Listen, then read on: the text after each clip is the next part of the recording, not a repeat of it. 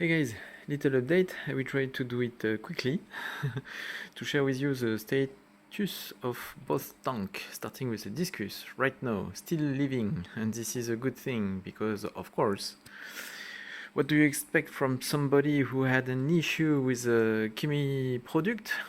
Simply that he's doing the same twice. Of course. So, the product in question, but let me explain also why I'm doing it. I don't like at all bothering my fish or taking the risk to lose them. This is not the point. This Microlift, it's a non-company, it's not a little startup. Arca Technology is doing products since many years, and they do have a very interesting liquid phosphate absorber, Microlift. This is a not the brand, but you get it. This is a series, and this product, this is a FOS out for.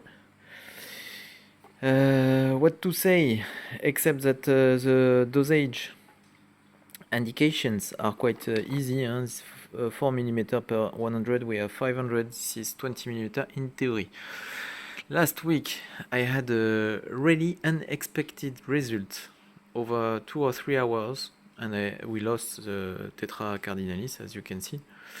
And it was at one point when we had something like 2 ppm of phosphate in the tank. So, since the first time that I used this product didn't get anything wrong, but this time yes, I thought, okay, maybe this time this is because we had some phosphate, and the phosphate absorption maybe is doing something with oxygen, because in fact the complete tank was out of oxygen. When you check the organismus, the small one or the big one, the reaction, it seems to be related to oxygen depletion.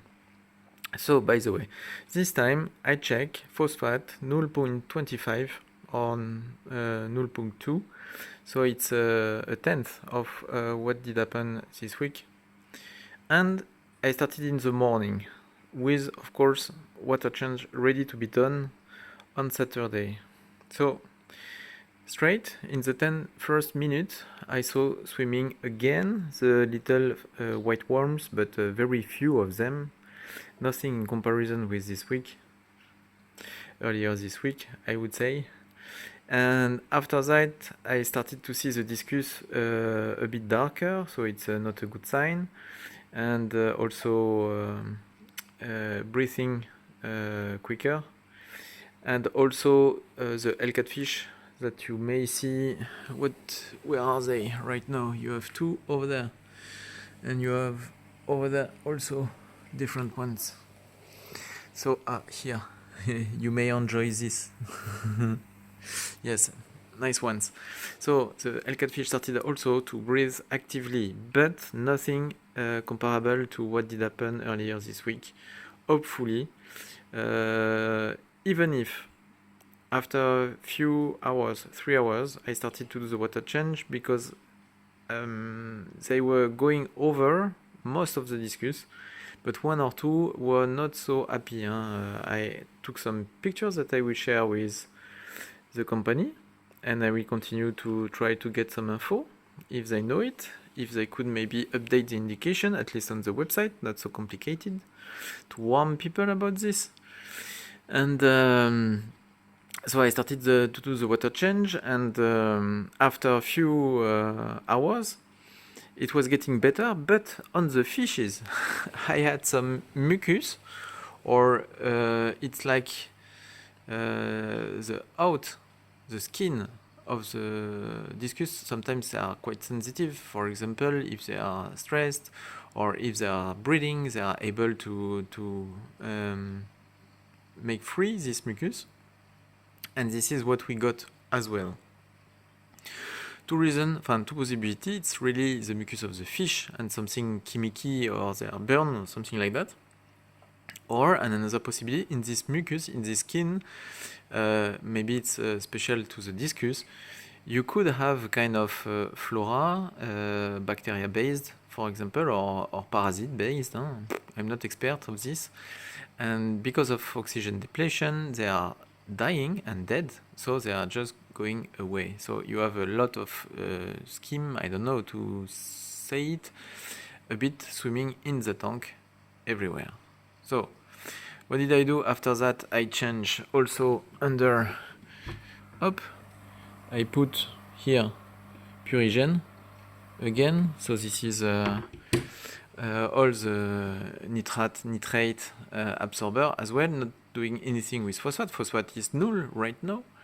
And today you can see exceptional, beautiful water quality and Discus exhibiting very nice coloration and also nice behavior. So everything is more or less back, I would say. It will be better in the next day, even better, if I compare to what did happen this week. So I still don't know how to use it properly, and I'm not so sure that the company is properly aware of what's going on with this product. So we will see in the next day. That's all for the Discus tank, and after that I would like to share with you the new and beautiful decoration of the Tropheus tank. Tropheus, it's a genus of cichlids in Tanganyika lakes. This is one of the big African drift lakes.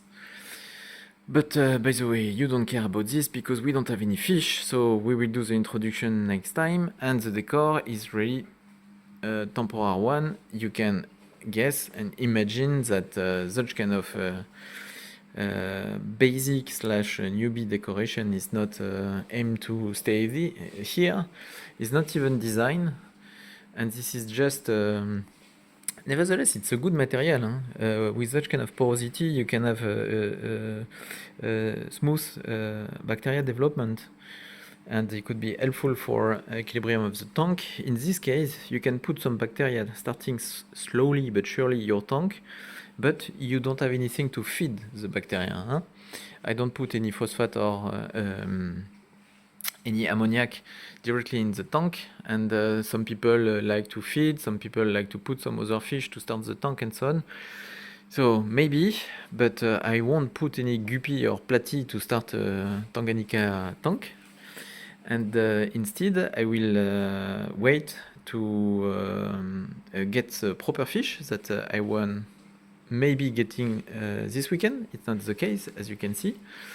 And I will, with water change and also with some bacteria liquids to start properly the tank, I will help the nitrogen cycle to establish quicker as usual. So I was trying to check with you under it. Nothing very different compared to the Discus tank, I would say. Some are symmetric, and this is nice to see the installation, to see. If I don't show you, you don't see anything. So you see, quite symmetric, interesting. Air pump, this is a pond, how do you say it? Where you have the koi. Outside swimming pool for koi. Yeah, this is a pond. So pond grade air pump from Eheim. I really like it because it's excessively silent, as you can see, or here or not here, and powerful. It's a small pond air pump. Most of the time the pond air pump are pushing way more air, of course. Here, mechanical filtration with a roll paper behind. You have the same roll paper behind. You have the same derivation from the return when you want to do some water change. For example, emergency, you have the main overflow going to the mechanical part. After that, here you have a kind of multiple plug with one of them. Derivation is going here in the biological filtration. Do you remember one of the last video I show you when I started it again, all the little noodles, Helix Max, Helix Micro, sorry, not the Max version, and they were stuck on the top, you do remember? And now you can see them swimming quite actively, and this is looking like that. The idea is for the bacteria colony to develop. establish themselves and also to perform very intensively, very efficiently, thanks to aeration and water behavior, I would say, water dynamic. Up. Yeah. And of course, I already have an issue. I like Aquamedic. I have no idea why this brand new DC Runner 5.3, this is the new version coming this year on the market. And it gets stuck, but really stuck. And the monitor is error 4. This is the Airpeller. I don't remember the name of this rotor. Is blocked. Yeah, thank you, guys. Hopefully we do have a Wi-Fi connection to know that the pump is blocked. But more than that, I don't know the reason. And you have the pH monitor in both of them, of course. Regarding the pH, we may finish on it because it's a long video. I'm totally out of a short one. Just have fun and have a look. Here, it's not so low.